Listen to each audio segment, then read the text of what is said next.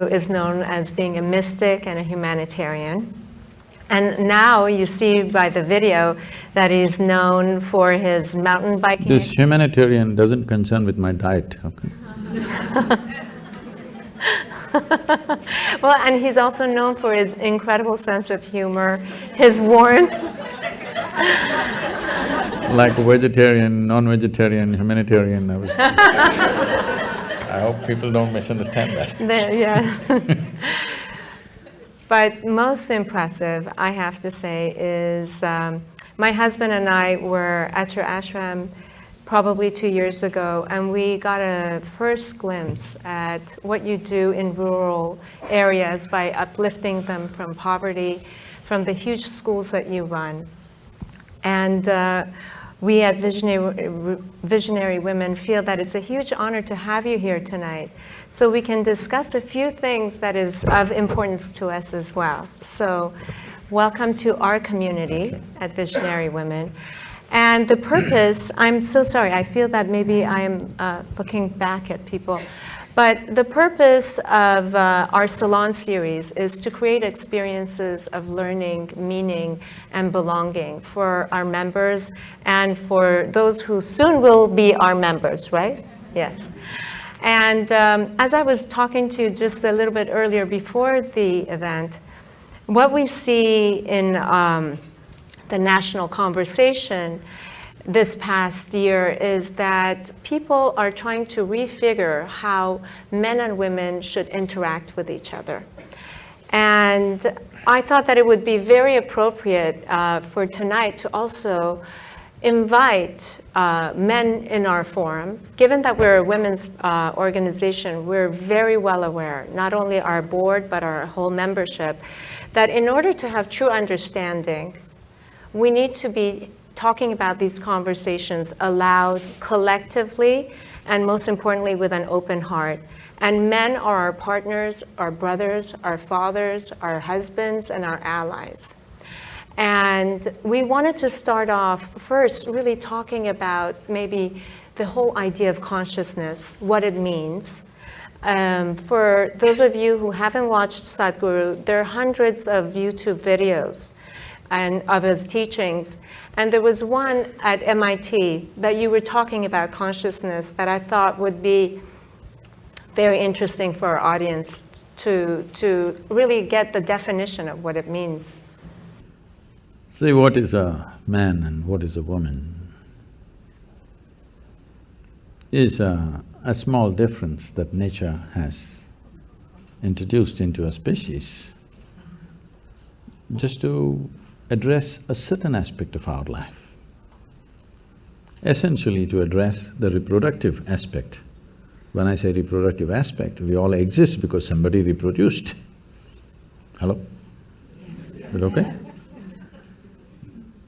If nobody was drawn to anybody, if nobody felt a bit horny, we wouldn't exist. Is this a guru speaking? We wouldn't exist, isn't it? Yes. Let's come to terms with this. We don't exist because out of their love for children they produced. No, they felt horny, and here we are. There is no need to make our biology either filthy or raise it to another level. We just have to look at it for what it is.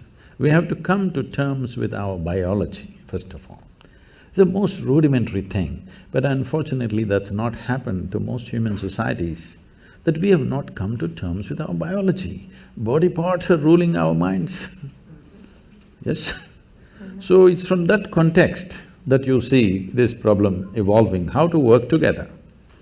I'm saying, please, if you find some gap in what I'm saying, because in a brief little bit of time, we are trying to say some profound things. Yeah. If you find a gap, you must ask a question, you must not conclude against me, okay? I can fill those gaps, but I'll create some gaps because to go quickly. Essentially, why should it matter to you? Whether you… right now, you're a man or a woman, why should it matter to me? These things matter only in bathrooms and bedrooms. Why right now it should matter to me whether you're a man or a woman? Why can't I just treat you as just one more person? Hello? This is not against anybody, because we have made human biology so big in our minds. It's become so big because we have not accepted the fundamental biological difference. Yes?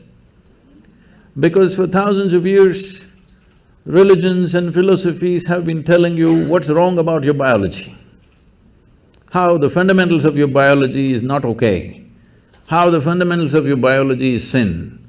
Because of this, we came to a certain level of resistance about human biology, particularly a woman's biology. Because of this, these things have become big, because the nature of human mind is such, whatever you resist becomes the biggest thing in your mind. Right now, if I tell you as an experiment, next 10 seconds, nobody should think of monkeys. Try, please. You will only be thinking of monkeys. So this has become a crazy thing in the world. We have made human biology into such a big thing, a small difference between man and woman. We made it into such a big thing in our minds, we can't keep it down for a moment. Everywhere, wherever you are, you have to be conscious about somebody's body parts. Why? I can understand a 13, 14, 15-year-old boy, when you were 10, 11, everything was fine. Suddenly a little bit of your hormones hijacked your intelligence, and after that you just look like this. Every little bump on somebody's body looked like a world by itself. Till then you were quite okay.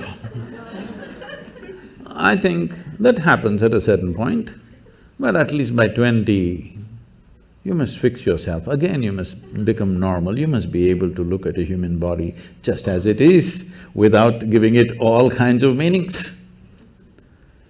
This is what consciousness means, because consciousness is an intelligence beyond your physiological and psychological structure. See, when we sit here, your body is your body, my body is my body. No way these two things can be one. People try hard, but it never becomes one. Only when we are buried, we become one. In the soil, we become one. But as long as you and me exist here, that's your body, this is my body, very clear. That's your mind, this is my mind, very clear. These things will never become one. We can agree on a few things, but my mind is my mind, your mind is your mind, isn't it? But there is no such thing as my life and your life. This is a living cosmos. You have captured some, I have captured some, that's about it. If you… depending upon how much you capture, that will be the scale and scope of your life. This got nothing to do with anybody's biology. Biology is just a small physical difference, just to facilitate one aspect, continuation of human race, isn't it? Otherwise we could all be made one way. If there was no need, if some seeds fell out of your ears and children would come out, then we wouldn't need this difference. So this difference is to accommodate one aspect of life. If you and me are not connected in that aspect of life, I have no business what you got on your body. Yes? You have no business what is me, and I have no business what is you. The question is, if we're doing something together, well, do you make sense or do I make sense to you? That's about it. But biology has become a very big thing. One reason in the working spaces and, work areas, I think this is only in America, maybe this is the second generation of women. Or really I can say this is really the first generation of women who really stepped out to work in every arena of life. That's so almost everywhere in the world.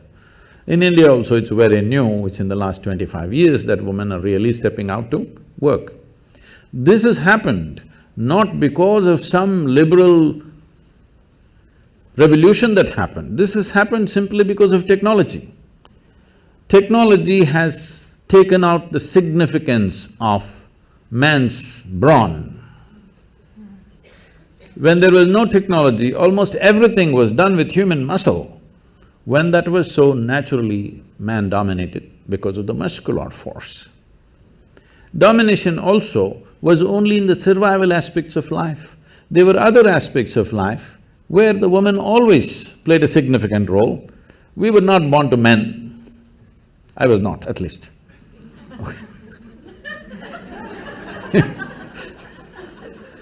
So, they always played a significant role, but roles were divided because economic aspect of life was largely muscle-powered.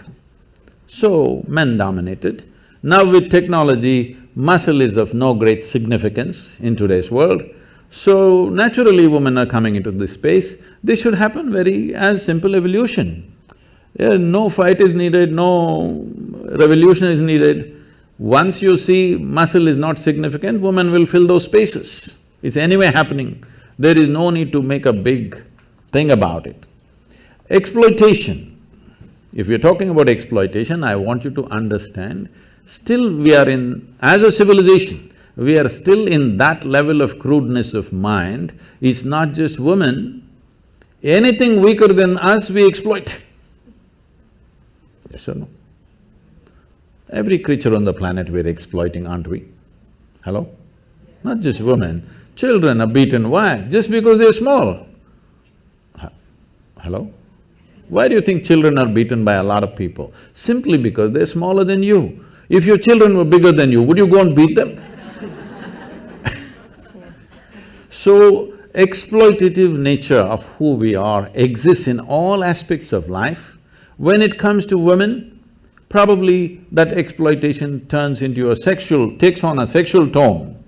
But fundamentally what needs to go is this urge to exploit anything and everything which is little weaker than me. That should go. If that doesn't go, people will find devious ways to do the same damn thing. You can do as much as you want, you can fight as much as you want, but people will find devious ways to do the same thing, isn't it? So this urge, if somebody is little less stronger than me, I have to mess them in some way. This has to go. If this has to go, the most fundamental thing is just this, because today it's about consciousness. What consciousness means is, see, you have a body. Your body is just a heap of food that you've gathered over a period of time, yes?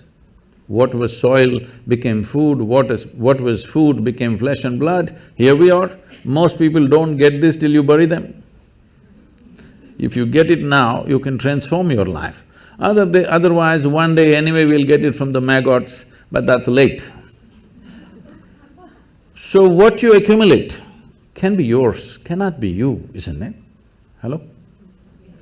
Whatever we accumulate, we can say this belongs to me. You cannot say it's me, isn't it? So similarly, whatever the content of your mind is also accumulated from the impressions that we have taken in. So this is also an accumulation, this is also an accumulation. These things are two basic faculties we have. Right now, unfortunately, we are so barely identified with these two things that we can't use them as we should, but they are the source of a lot of mess in the world.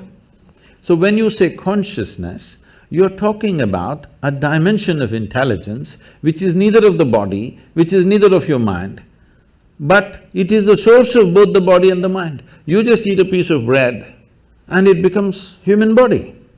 Hello? Happening, right? If I take a piece of bread in my hands right here and turn it into a human body, who would you think I am? Huh? Magician? Did you see a magician making a baby?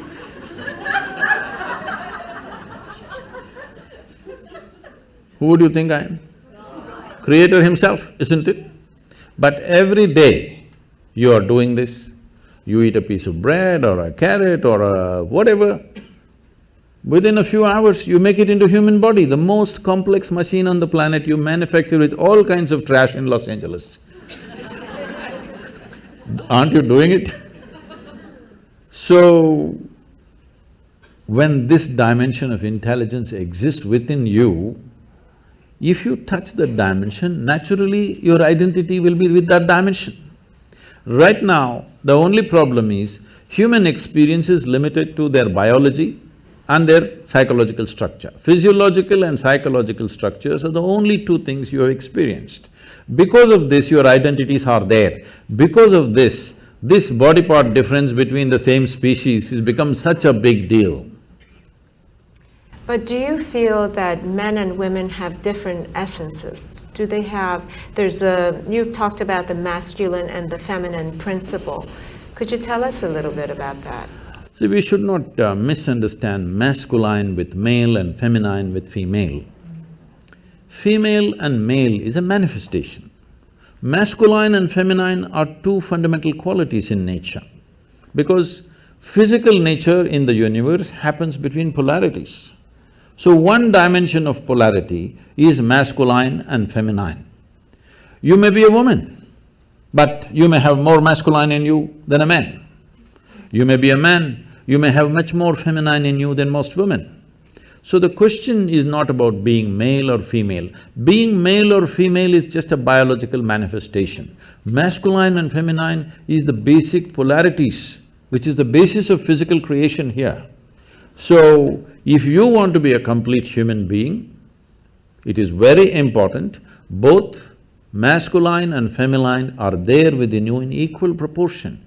Only then you are a full-fledged human being, otherwise you are a skewed human being. In this skew, you will misunderstand everything. In this skew, you will become a very limited possibility of life. If you might have seen these images probably because of the yoga studios and other things in California. You will see in India, Adiyogi, or he is known as Shiva, he is seen as the ultimate man. He is the ultimate man not because he is a super macho, he is ultimate man because one half of him is a woman. Have you seen these images? One half is a very athletic man, another half is a full-fledged woman. So his body itself is one half man and one half woman. In yoga, this is called as Pingala and Ida, two dimensions of your energy within you. Only when these two things are in balance, you have a proper perspective of life. Otherwise, you have become a very biological entity. Biology is a basis. Biology cannot be the peak of who we are. So I do know that you have a quote that says that whether you're male or female, if you're not in touch with the feminine, you don't enjoy the finer things in life. So is the feminine principle things that are more receptive? See, when we say masculine, there are two fundamental forces working within us all the time. One is our instinct of survival. We want to survive. We can take survival to different levels, but essentially the instinct of survival is this one wants to, this limited entity wants to survive and do well. This instinct is there in all of us, it's there in every creature in the world. Another dimension is, there is something within you which always wants to expand. When you are in a survival mode, you want to build walls around yourself. Boundaries are important. If you let your dog loose on the street, you will see he goes on peeing all over the place. Not because he has some urinary problem, I'm sorry, I'm not able to look at you. Not because he has some urinary problem, he is building his pea kingdom. He's setting his boundaries. It's a natural instinct. He is trying to set his own boundary all the time. This is survival instinct in all of us, that we want to build a wall, protection, self-preservation. But there's another dimension which wants to expand. If you don't empower that, if you just empower only your instinct of survival, then you will build a wall of self-preservation, and after some time you realize walls of self-preservation are also of self-imprisonment after some time. Yes? If you build a wall today you see an enemy outside and you build a wall. Tomorrow you are in your own prison. Somebody else put you into prison, that's bad. But you yourself put you into a prison, that's horror. Yes? So the instinct of self-preservation has to be consciously balanced. Otherwise, we'll end up building walls and walls. Oh, I'm in California. This is so funny.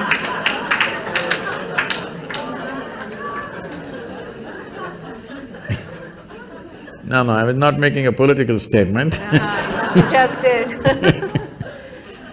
So, inevitably, when we feel unsafe, we'll build a wall. So, the instinct of self-preservation cannot be ignored. It is there, obviously, isn't it? Obviously, it is there in all of us. Walls are not always of brick and mortar, there are a variety of walls we set up. But the longing to expand is also there. How much expansion do you want if you sincerely look at this? Today, if you're here, you want to be a little bigger. If you're there, you want to be a little bigger. But suppose I make you the queen of this planet. Hello? Don't look at me hopefully, huh? Why will I commit such a blunder? Suppose I make you the queen of this planet. Will you be fulfilled? No. You will look at the moon. Why not that? If I give you the moon, will you keep quiet? You will look at the next galaxy. If I give you one galaxy, will you keep quiet? You will look at the other galaxies. So there is something within you which wants to expand. How much expansion do you believe will settle you?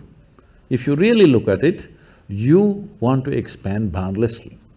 There is something within you which does not like boundaries, please look at this. Yeah. If I imprison you right now in a 5x5 cubicle, you will feel horrible.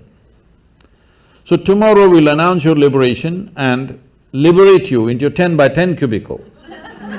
Now you will feel wonderful for a day. And then you will feel horrible in the 10x10 cubicle. We will liberate you into your 100x100 cubicle, you will feel really great for 3 days.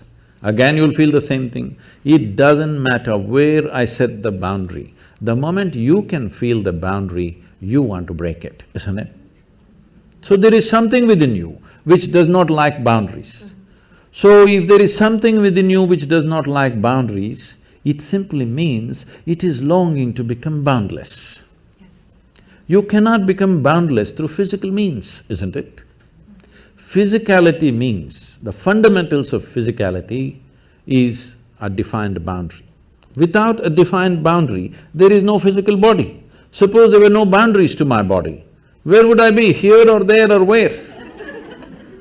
Only because has a boundary, it is here. Your body has a boundary, so it's there. But there is something within us which longs to be boundless. If we do not empower this, there will be no balance between masculine and feminine. That is why ultimate liberation, both for men and women, it's not… see, one cannot be liberated from the other. Both have to be liberated from what? From this bondage of being stuck in our own bodies and identified with little bodily changes that we have between us and go on endlessly about the same debate. No, unless we become free from the identification of our own physical form, there is really no freedom. This is what consciousness means, an intelligence which creates this body. Today there's a whole lot of interest in the Western world about the brain. In the yogic sciences, we do not attach much significance to the brain because we think through the entire body. This is the way of women for a long time. They thought with their body. They did not have all those complicated thoughts that men were struggling with, but they simply knew what to do, what not to do, because they thought with their entire body, because their body was doing things which no brain can do. Even now, if I ask you, what you call as intelligence in modern terms, in today's educated world, what people think is mind is a combination of memory and intelligence, isn't it so? Memory and your ability to concoct something out of what you remember, the data that you have and what you make out of it and use it, now you're considered smart, isn't it? Let's start with memory. See, if I ask you 10 generations ago how your grandmothers looked like, do you remember? No. Do you remember? No. But your great-great-great-grandmother's nose is sitting on your face right now. Your body remembers or no? Your body remembers or no? How your skin tone was 1,000,000 years ago for your forefathers, your body still remembers, yes or no? So in terms of memory, what your body carries is trillions of times more than what your brain can ever carry, yes or no? Yes. The complexity of activity that are happening in a single molecule of DNA, with all your brains you can't figure it, yes or no? More complicated activities happening here than here, yes? So, this is a body of intelligence. The question is, can you employ it or do you just run on one thing? In the yogic sciences, we look at human intelligence as 16 parts. So this is like a 16-wheeled truck, but you choose to drive it on one wheel. Very strenuous. So you will see educated people are the most stressful people on the planet because they are driving a 16-wheel truck on one wheel, very difficult. Their intellect, their thought is the only damn thing they're trying to use and it's very difficult. You don't have to think through everything. You know, can I tell a small story? Yes, please. My great-grandmother lived to be 113. Wow. Okay that's not the only achievement she had. She got married when she was 14. And those days in India, an unmarried girl cannot use tobacco. But once she is married, she is free to use tobacco. So on the first day, she exercised her right to use tobacco. And she lived in a certain way. People started saying, she's a devil of a woman. Not because she did any harm to anybody, simply because if she laughed, the whole street shook. Like that she laughed. Those days, in those societies, women were not supposed to laugh loudly. They're supposed to laugh in a controlled way. Only street women laughed loudly, family women laughed very… At least when men were there, they did not laugh, because there was nothing to laugh about.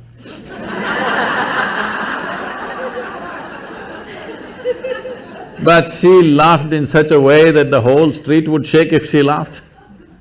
So people said she laughs like a devil.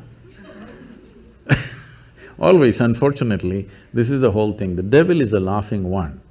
God is a dead serious one. It's your choice. So, she lived wild. Wild means, at the age of 67 or 68, she lost her husband, and then she decided, this is a very large land-owning family. So she moved out from the family and built a small temple with her own hands in somebody else's land. Somebody else means another family's land, not without permission, with their permission, but she was family's disgrace because this family owns hundreds and hundreds of acres of land and she sets up her stupid temple in somebody else's land, the whole family, oh my God, she's ashamed. And she built a temple, not for any god, she sat there. She is the main piece. No god, she just sat there and people started visiting her. And slowly, this following grew for her and she'll just live there. When we went there for vacation, she would come to see us. She was an incredible woman, she just captured me in a certain way simply because one thing, she laughed. Another thing, when I met her, she was over 100 years of age and her hair, full hair below her knees. She would leave her hair loose and dance like that. So I just liked… she was freaky. With her you could do anything, nothing was wrong. With everybody else is constantly trying to tell you what's right, what's wrong, what's right, what's wrong. With this one woman you could do what you want, and she was fine. And sometimes, she would be crying and laughing at the same time. I'd ask, what's happening with you? Are you crazy? Everybody says you're crazy. Why are you crying and laughing at the same time? She would just burst into a hoot of laughter and say, someday you will know. And she would laugh. And I would see her like this. If they give her breakfast, she first goes and feeds the ants, then the sparrows, then the squirrels. Most of her breakfast is over in this. And people, self-appointed advisors, they come and say, you old woman, you just don't eat anything, you will die like this.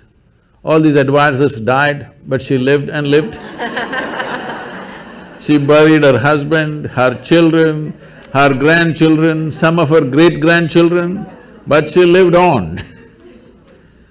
And many times I've seen her, after having fed the ants and everything, she would simply sit there, not even eating this little breakfast she has, tears flowing down her cheeks. And I would ask her, what's wrong with you? Because, I thought she's very emotional about the ants because I was 5, 6 years of age, I was going stamping the ants and she was so emotional, she never stopped me from even killing the ants, though she was feeding them. And then I asked, what's wrong with you, why? She said, she would say, I'm full. I don't know what the hell she was talking. It took me another 20 years to realize what she was talking about. So for me, she became the symbol of feminism for me. She was the ultimate woman because she fulfilled everything that she is expected to fulfill, but she was never a part of that nonsense. She was always beyond that. And this is because not you have great thoughts. Thoughts are very rudimentary stuff in human life. This must be understood, I'm sorry. Because I'm being introduced as a thought leader, I'm getting scared of that. See, thought is happening only from the limited data that you have gathered in your head, isn't it so? But there is something more phenomenal happening all across, isn't it? Hello? The intelligence of the creation is functioning right now here, is it or not? Yes. If you can transform a piece of bread into a human being, that means the very intelligence of the source of creation is throbbing within you right now. Instead of identifying with that, we're unfortunately getting identified with what we accumulate, with the car we have, with the house we have, with the relationships we have, with the body we have, with the accumulated knowledge that we have. We have gotten identified with things that we have acquired rather than being identified with the source of who we are.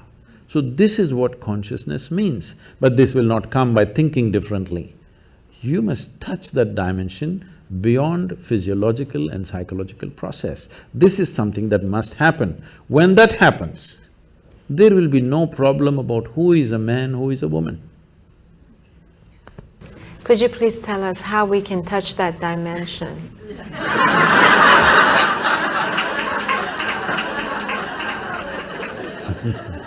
We can start with a very simple process, which today tens of millions of people are practicing across the world. I brought this out because, when I was just about maybe 2.5 or around 2.5 years of age, my mother, her health was not good. So they sent me to my aunt's place who lived in my grandfather's house. My aunt was just married and she was only 18 years of age. She was that bubbly, joyful, loving human being that you can't stop her for a moment. And she took me in as her own and we became great friends.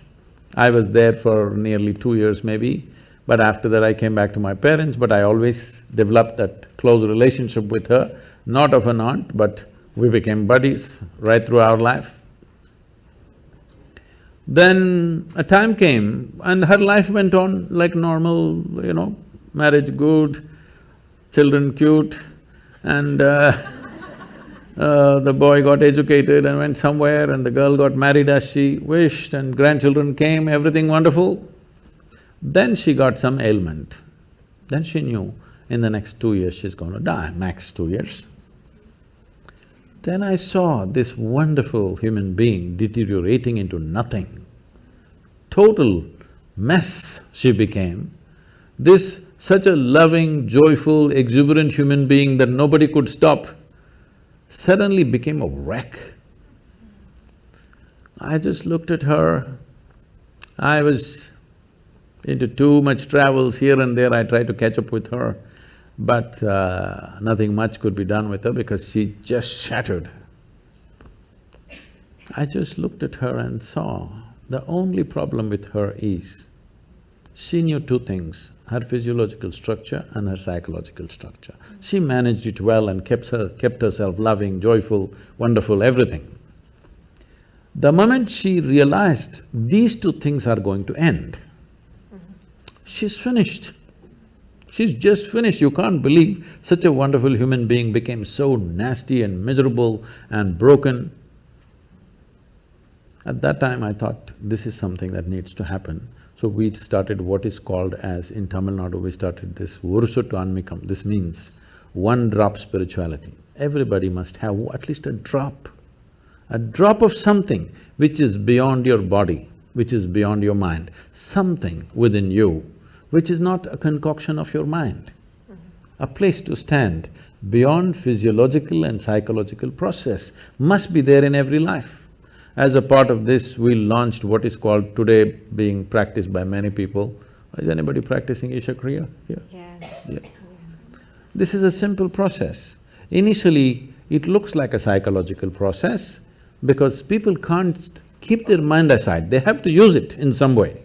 So we are going through the psychological process, but if you go deep enough into it, if you sit here, your body will be here, your mind will be there, what is you is little away from that. Once there is a little distance between you and your body, between you and your mind, this is the end of suffering. Because human suffering happens only on two different levels, physiological suffering, psychological suffering. Do you know any other kind of suffering? Hello? No. Physical suffering, mental suffering, this is all. Once there is a distance between you and your body, between you and your mind, this is the end of suffering. This must happen to you not at the end of your life, at the very beginning of your life, because the fear of suffering is what has crippled humanity. A human being has not explored the full depth and dimension of who they are simply because of fear of suffering. What will happen to me? What will happen to me? Is always the concern, isn't it? Suppose you came to this kind of ease, that if you sit here, whatever the hell happens to me, this is how I will be. If this assurance and ease came into your life, then you would explore life in many more ways than you're doing it right now, isn't it so? This needs to happen. If we want to unleash human genius on this planet, the fear of suffering has to go. For that to go, you must know something beyond your physiological and psychological structures. Absolutely. Do you feel that… First of all, I wanted to ask you, can you define… what is the difference between meditation and prayer? Oh.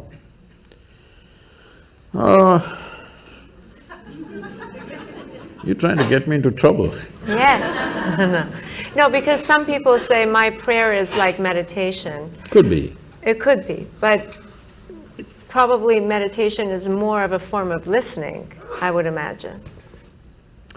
See, there is something called as organized prayer, and there is something that all of us may experience at some point. You don't have to be religious for this. Sometimes you become prayerful.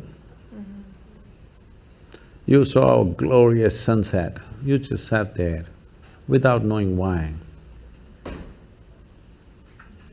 You're not saying anything to the sun, after all he's going. Simply, just the beauty and the magnificent nature of what it is, maybe your hands came together like this, something you did. It happens, right? So you are prayerful.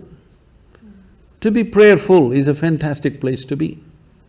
Now somebody created systems to make you prayerful, but unfortunately that just became prayer for a lot of people. Prayer means you're talking to somebody, a long distance talk. And unfortunately, if you look at the prayers on the planet, I would say 95% of the prayers on the planet, whatever kind of religion they belong to, is just about, dear God, give me this, give me that, save me, protect me. Is that so? Yes. So give me this, give me that, save me, protect me. Does it seem like a divine process to you, or does it seem like survival process outsourced? Yes. That's so true. It's very true. So, outsourcing your survival is not an efficient way to survive. To survive on this planet, you don't need any divine help. You just need 4 limbs and a few brain cells that work. That's all you need to survive. You don't need any other forces to come and cooperate with you for survival.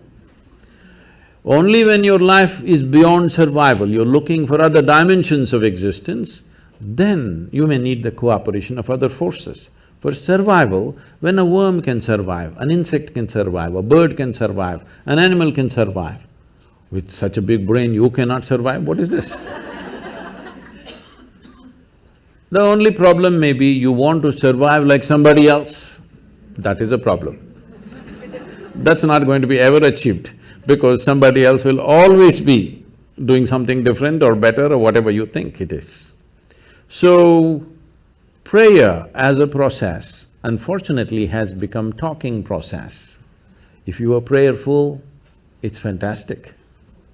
So being in meditation, see, the English word meditation is not specific to anything, it's a general term. If somebody sits here with eyes closed, we say they're meditating. But with eyes closed, you can do many things. You can do japa, tapa, dharana, dhyana, samadhi, shunya, samyama. There are many things you can do. Or you might have just mastered the art of sleeping in vertical postures. That is also an art. So, the word, English word meditation is not describing anything specific. But as you said one word, listening. Listening is a dangerous thing, because if you start listening, people will think, listen to what? Listen to God. All those people, I'm saying with this all due respect, so those who are devout, those who are prayerful, that's a different matter. But people who claimed they heard God speaking, they did the most terrible things on this planet. Yes or no? Because they said, God told me this, God told me that, it gave them license to do all kinds of horrors on this planet. And especially as women, you should not subscribe to this, because millions of women have been burnt alive because God told something, okay? So, listening is a dangerous word. The moment you say listen, people will start listening to all kinds of conversations that are happening. But to become listening is a wonderful thing. If you take these words literally, prayer, listening, all these things can become ugly, because people always have this thing about, what is my experience of life? I translate everything according to that, isn't it? Whatever is told to me, I will translate it within the limitations of my experience of life. With this, if you say listen, they must listen to somebody. Whom should I listen to? God or devil? Please listen to God. Then he starts talking. So, listening is a quality. In yoga, we call this being a sati. Oh, that's very wonderful, because sati also means a woman. Sati also means a wife. So we call this satipatthana. Have you heard this word? Anapana sati yoga. This means just to wait upon something. Because they saw in ancient societies, women had a certain quality of waiting which made them very special. Because it's not like today, if a man goes out every 7 minutes, you can keep track of him, you can put a GPS tag on him, where is he going, what is he doing. Every 7 minutes he has to message back where he is. Those days, either on business or war or expedition, they went out. You never know whether they're going to come back or not come back. You're holding children and sitting here with all kinds of forces around you, and everybody knows your man may not come back. It's always possible he won't come back. But they waited. That waiting had a very special quality because in waiting, there is an eternal quality. In doing, all doing has a beginning and an end, isn't it? Yes. Waiting has an eternal quality. So this quality in the yoga we refer to as sati. Sati means wife and a woman. The feminine is called sati, and this is the quality of waiting. In a way, it's listening. You're just willing to be with life. Now you understand it's not all about messing with it. There are some things we do and rest we wait. It's like pregnancy. Some things you did, rest you wait. Life happens. I'm going to ask one last question and I'll turn it over to our audience for questions. But you were talking about willingness, and Visionary Women is a volunteer-run organization. And I know that every single person who is here is giving their time to one organization or another. And the fact that you have 9 million volunteers, and you were talking about the relationship between volunteerism and willingness, and that it's through willingness that you uplift your consciousness, if I'm quoting you correctly, or I'm understanding it. In some ways talking about how it could be a doorway to becoming a bigger person than who you are. See, before we come to women, first thing is visionary. What a vision means is, see, everybody has desires. Desire is an incremental way of enhancing our life. Today you desire, I must have a home, tomorrow you desire, I must have this money, tomorrow you desire something else. These are incremental ways of arranging and rearranging our lives, which are needed to do a few things. When you say, I'm a visionary, what you're saying is, I have a larger desire, which is not about just incremental improvement of my life. Desire is about me always. Vision is an all-inclusive process. So, this itself is a phenomenal thing. If people, instead of having desires, if they have a vision, vision is always all-inclusive. Desire is personal. Desire leads to incremental changes and improvements. Vision can transform the whole situation.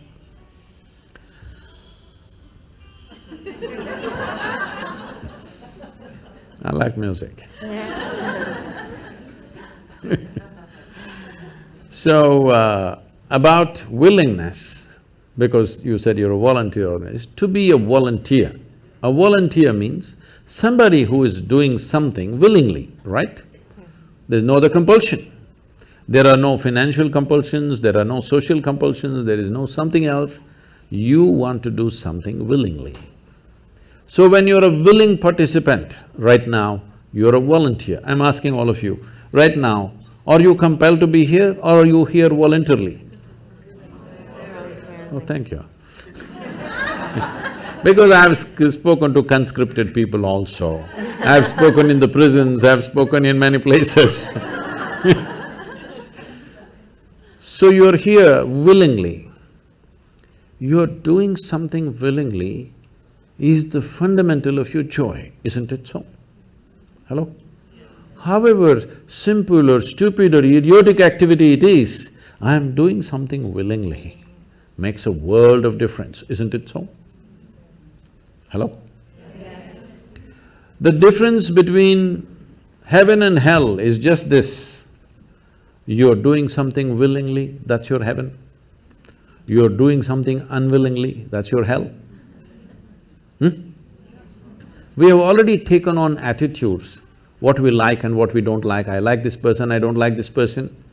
Now with this person I will do things willingly, with this person I'll do things unwillingly. This may be two people, two aspects of life, two communities, two nations, two many things. This I will do willingly, this I do unwillingly. This means I've decided in my mind this is good, this is bad. When I hear even on national news channels, good guys and bad guys, it just… once you have this kind of thing, you are going to be disastrous to the planet, it's just a question of time.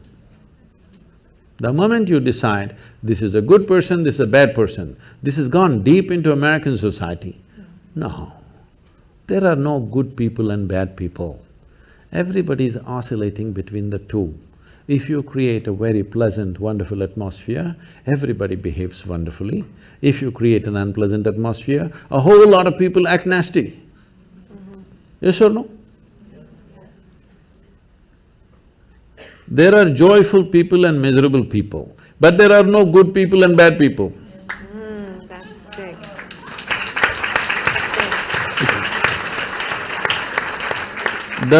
The moment we think we are good, we are entitled to destroy the bad, isn't it? Yeah. Oh, we've been destroying a lot of people for a long time. Time to stop that because human beings are in different levels of experience and understanding, variety of people.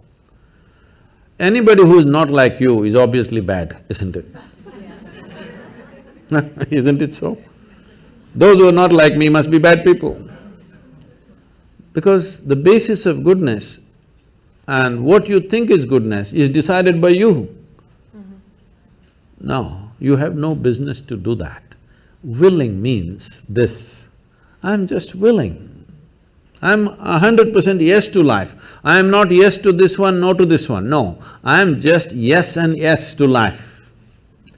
If you are 100% yes to life, you are a volunteer. Oh, that's You have become a willing life. You have become so willing that you have no will of your own. People ask me, Sadhguru, how do you operate with all these people? All kinds of horrible questions they're asking, they're doing this, they're doing that. I said, my life is not about them, it's about me. It's about how I am. It's about me. It doesn't matter how they are, that's their choice. But how I am is my choice, this is my way. No matter what they do, I'm like this. Because I have not given that freedom to anybody that somebody can freak me, somebody can make me angry, somebody can make me happy, somebody can make me unhappy. These privileges I kept to myself. It's time you do that too. Because if somebody else can decide what can happen within you right now, isn't this the ultimate slavery? Huh? Isn't this? Someone else can decide what should happen within you. What happens around you, of course, so many people decide. What happens around us is not 100% ours. But what happens within me must be my making, isn't it? Right now, just about anybody can freak anybody because they're not volunteers, they're unwilling. Volunteering means you have no will of your own, you can do whatever is needed. You know, we are a volunteer organization, this means all kinds of people. Most of them are not qualified for the jobs that they're doing. And I cannot fire them because they're volunteers.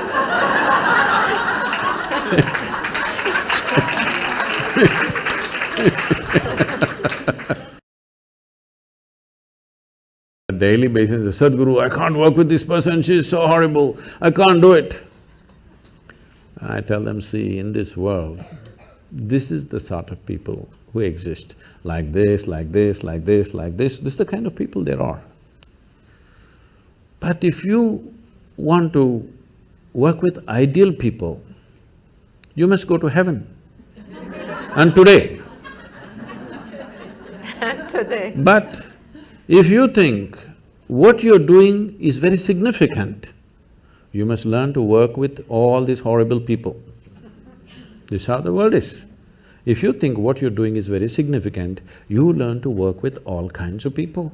You will see horrible people will do wonderful things. Yes? Yes, yes. But if you want to work with ideal people, you won't find any. I haven't found one yet. all kinds of mixed bags. Yes. But if you are willing that you are not yes and no, yes to one, no to another, you're simply one big yes, you will find a way. I love that. Thank you so much. That I always say that it's the resistance to life. You have questions?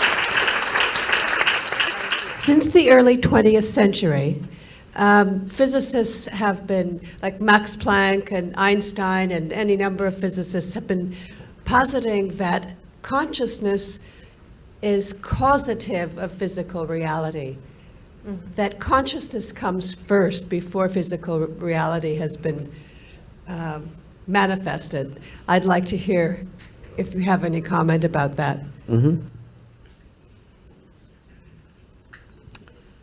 I'll need a few minutes for this question. Yes, please. I'm sure, at least when you were in school, you blew some soap bubbles, did you? Soap bubbles?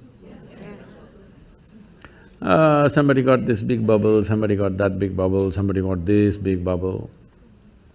Same soap, if you give it to two people, one person blows that big bubble, another person gets only this big bubble. Hasn't it happened? Yes. Because something so simple as blowing a bubble needs a certain dimension of attention. Those who have the necessary attention can blow that big bubble. Those who don't have, they get these tiny bubbles going. Something's that simple, same soap. So, when my bubble is floating and your bubble is floating, that's my bubble, this is your bubble, clearly there. Then of course, after some time it goes poop. When it goes poop,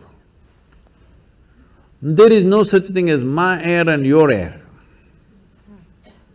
But when it was encased in the bubble, 100% my bubble and your bubble. Yeah. Just like that, this bubble and that bubble. Now, whether you got to blow a big bubble or a small bubble determines many things. The scale, scope and profoundness of your life simply depends on how much life you captured. You can call it life or you can call it consciousness. Consciousness is a highly corrupted word, particularly in California, because people are using that for just about everything. But they will continue to use that word because I'm trying to reclaim it. We can call it life also because the only reason… Right now, are you alive? Hello, all of you? Yes. Some of you are not saying anything, I'm asking you. Are you alive? Yes. How do you know you're alive? Now stop your breath for a minute, are you still alive?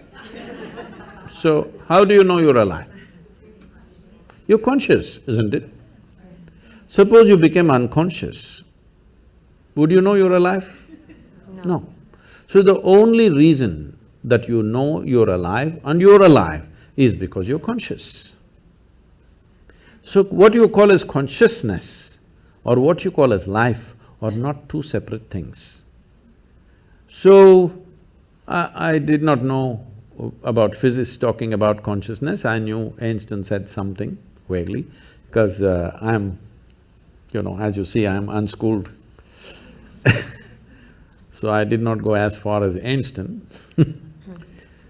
to study physics, but I paid attention to this piece of life. I paid attention in such a way, as I paid more and more attention, I realized that the problem is in the nature of our faculties. See, right now, if I show you my hand, if you see this part of my hand, you cannot see this part of my hand, isn't it so? If you're hearing sound, you cannot sense the silence. If you're in silence, you cannot feel the sound. If you're in light, you cannot feel the darkness. If you're in darkness, you cannot feel the light. The human faculty of sense perception, of seeing, hearing, smelling, touch, tasting and touching. This is how you know life. All these things are always happening in comparison with something else. Comparison means what you know by comparison is good enough for survival, but not good enough for knowing the nature of what it is. This is the problem that modern science is struggling with and will continue to struggle with unless… I'm very glad to hear that early 20th century they said consciousness is the basis, but still we are in early 21st century, but still we have not moved towards consciousness, we are still studying physical things forever. People are studying the brain. I was with that European project called Blue Brain and they're building a huge massive computer brain, which is like about 3 times this hall, full of computers, and they had built some 18% of the human brain. I said, see, I got all packed here. You guys… such a big thing. No, we're studying, that is fine. You are very excited about the intelligence and the million functions that are happening in your brain. But even the brain was created from within, from the bread that you eat, isn't it so? Hello? Even the brain. Why are you not interested in that which creates the body and the brain? Definitely it's more intelligent than the brain, isn't it? So, if you want to put a label on that, we can call it consciousness. I generally just call it life. Or if you want to call it God, you can call it. You want to call it the creator, you can call it. Because today there are gender issues, we will stick to life. So, life is not… as we went through this, when it comes to body and mind, there is you and me. When it comes to life, there is no you and me. This is a living space. We just captured a little bit. So this is going on. If we lose this ability to hold it, even if everything, all the organs in your body are functioning, still you will not live, isn't it? People do die of old age even if they don't have any disease or ailment, because life chooses to leave for whatever reason. So, what you're referring to as consciousness is definitely the basis of all physical existence. Well, modern physicists have gone on to say that over 99.999 whatever number of nines in an atom is empty. It's empty space. Only a minuscule is physical. This is the same proportion approximately even in the cosmos, that over 99% plus is empty, only physical manifestation is very small. If you look up in the sky in the night, because your visual apparatus are in a certain way, which are very deceptive, it makes you think, oh my God, millions of stars. But actually, the largest thing out there is empty space, isn't it? Most people will never see that because our visual apparatus are tuned to see physical matter. You can only see that which stops light. Please look at this carefully. You can see my hand right now only because it stops light, isn't it? If my hand allowed light to pass through, you wouldn't see. Right now there is something here very vital for your life that you're not seeing, which is the air that you breathe. You cannot see, but isn't that more important than my hand? Hello? Yes. So there is a living cosmos which is the basis of everything. It's just thrown out a little bit of physical matter, including your little body. But we have gotten so identified with this physicality, its form and its shape, and now the gender of it has become a big deal. Because of that, we are seeing life in a very small way. The 99.9%, is that life or the 0.1% is life? Please tell me. The bigger thing, isn't it? This is just a small manifestation, but we are still very juvenile as a species. In the sense, we are still… when I say juvenile, when we are… adolescent, body parts are important. Yes or no? We are still, as a humanity, we are still in that condition. Body parts are super important. This is why spiritual process is important. When I say spiritual, once again, this is another most corrupted word on the planet. If I say spiritual, people are thinking looking up, looking down, looking at heaven, whatever. No. Spiritual means your experience of life has transcended the limitations of physiological and psychological process, which is what you are saying the physicists also said. That's very wise of them, that without experience, with inference, they are saying that we acknowledge their intelligence, but after 1 century, we are still not there as a race, as a human species. But one thing I must share with you here is, I was just telling Nicholas, which came back to me because he asked some question. See, when I started doing this work 36, 37 years ago, what I found was when I conducted events and programs, over 82 to 85% of the people came because of physical ailments, because they knew this will give relief. Only 12 to 15% of the people came there, want to know something, experience something. But today, over 87, 88% of the people come because they want to know something, experience something. Only 10 to 12% of the people come for ailments, which is a phenomenal shift in the human society.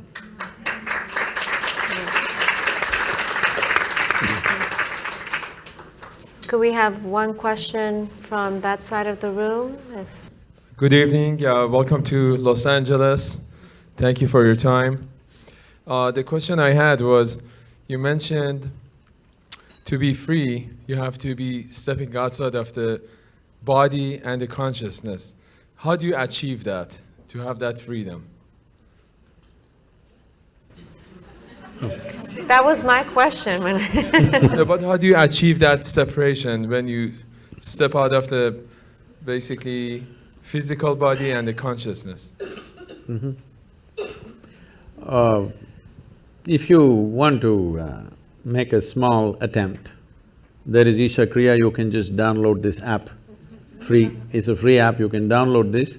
With headphones, you can daily practice this for some time. If you do it for 30-40 days, then you can do it without any headphone, just by yourself. Initially you take support, after that you do it by yourself. This is a simple way to do it.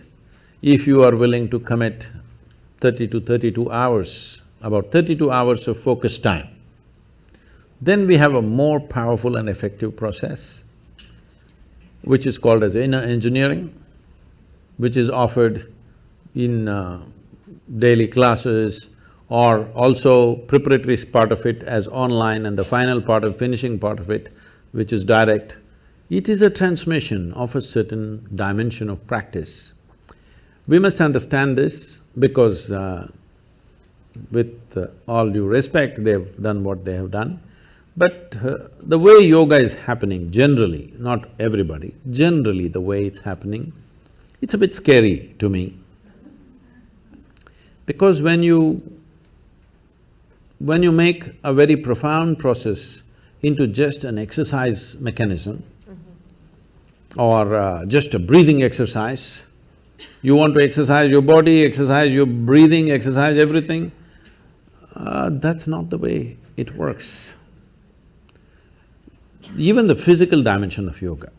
See, of over 200 sutras that Patanjali gave, only one sutra talks about the physicality of yoga. Thiram Sukham Asanam. This means a posture which is comfortable and stable is your asana. To get to this, people do many twists and turns, that's okay. But only one. Nobody bothers what is the remaining 200 and odd things that he's spoken. So the physical aspect has come to the West and that's become big. It's good, it creates health, well-being. But I want you to understand, there are more people on this planet who are healthy and miserable than unhealthy and miserable. Those who have ill health, at least they have a good reason, they have a good excuse. Healthy and miserable, you have no reason, no excuse to fall back on. So, it is important that you understand yogic practices are not practices, they are live forms, that it is made into a seed form and given to you, you're supposed to hold it that way so that the seed sprouts and grows and becomes something phenomenal within you. It just takes away your backache, your headache, your something else.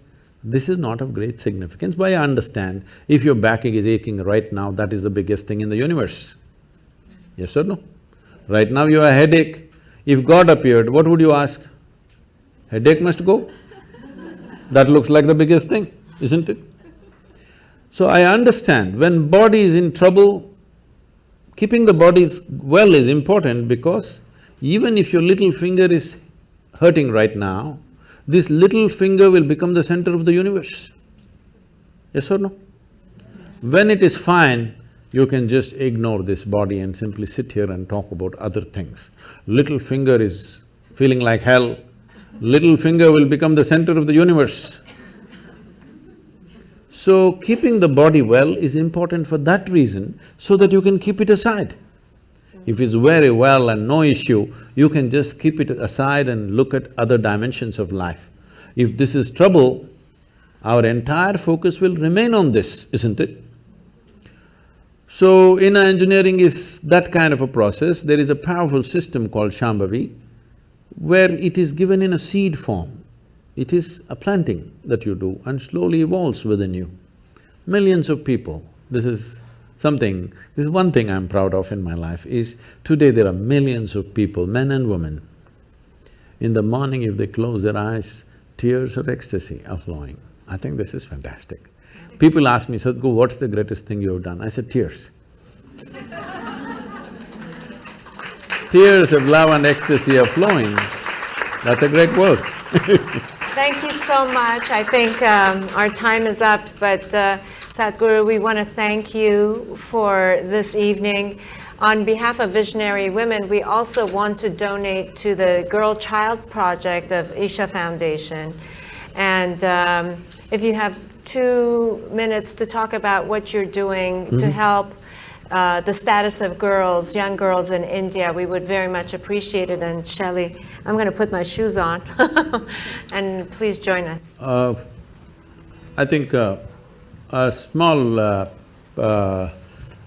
little bit of video was there in the introductory video about the rural India, the programs that are happening. I don't know if you saw that, like a 70-year-old woman is playing a game. You saw that she's throwing a ball at something. So this is a movement we started about 17, 18 years ago. And today, the next event is coming on 9th of December. I'm there for that event and over 10,636 men and women are participating in the event, that is, as players. Over 150 to 200,000 people will be there as spectators. The people who are playing are just ordinary men and women, especially women in rural India have never played a game in their life. After they're probably 7, 8 years of age, they never played a game. But now they're coming out and participating in a public tournament in front of everybody, it's on the television and ministers and celebrities are coming there to give prizes for them. It's an exhilarating experience for them. One thing it did was, it leveled out many differences of lines of religion, caste, creed, we leveled it out with these simple games. And in our schools in rural India, in very remote places, we have schools where at least 43–44% of the students are first generation going to school. In this right now, the average school-going children, about 61% are girls.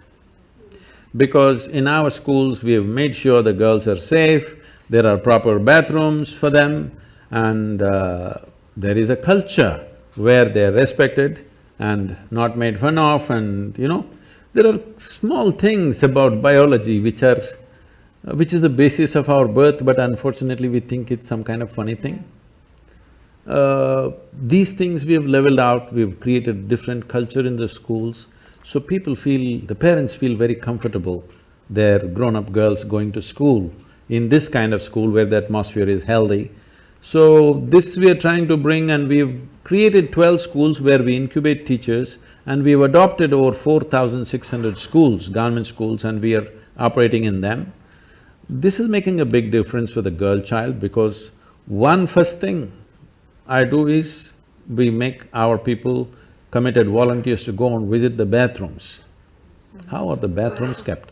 Because bathroom decides whether the girl goes to school on particular days of the month or not. You know, the quality of the bathroom decides whether she goes to school or not. And if she doesn't go to school on those few days, next day when she goes, it's a kind of a joke all over the place. It's like… it's very unfortunate, but this happens. So, first thing is, when we adopt a school, first thing is, I send most important people in the organization to go visit the bathroom. I don't care how the classroom is, how is the bathroom? It is important. It's as simple as it seems. When you don't have it, it becomes so important, you know. These are simple things, but when they don't exist, how significant they become. Whether that particular girl goes far in her life or just gets trapped in some limited situation is determined by the quality of the bathroom we provide there. Yes. So this is the kind of change, there's a lot more to be done, but with whatever resources we have, I'm keeping the volunteers, I'm not just a guru, I'm a slave driver. We've been delighted and honored to have you with us this evening, and we want everyone in the audience to know that the proceeds from tonight's event are going to the Girl Child Program that we are delighted to be able to support. So give me a minute. So we must understand this, what we call as human life is just a certain amount of time and energy. Yeah. As we sit here, since the time you came in, all of us are 2 hours closer to our graves. Yes, time is… it's not time ticking away, it's our life ticking away, yes? We are mortal life, limited amount of time. This is our time on this planet. We are a generation of people who are empowered like never before. No generation ever in the history of humanity was empowered the way we are empowered. Our ability to communicate, our ability to do things in the world. So we have the possibility that we could become the greatest generation ever, or we just sit by and let it flow, because if you sit also time goes, if you sleep also time goes, if you create something wonderful time goes, if you don't do anything time goes. That's right.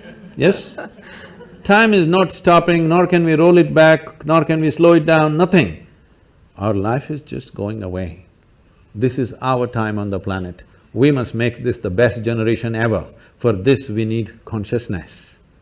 We need to identify with something bigger than our body and our brains. Only then we will do something fantastic, because we have the necessary tools of technology in our hands. Today if we speak here, we can speak to the entire world, which was never before possible. Please, let's make it happen.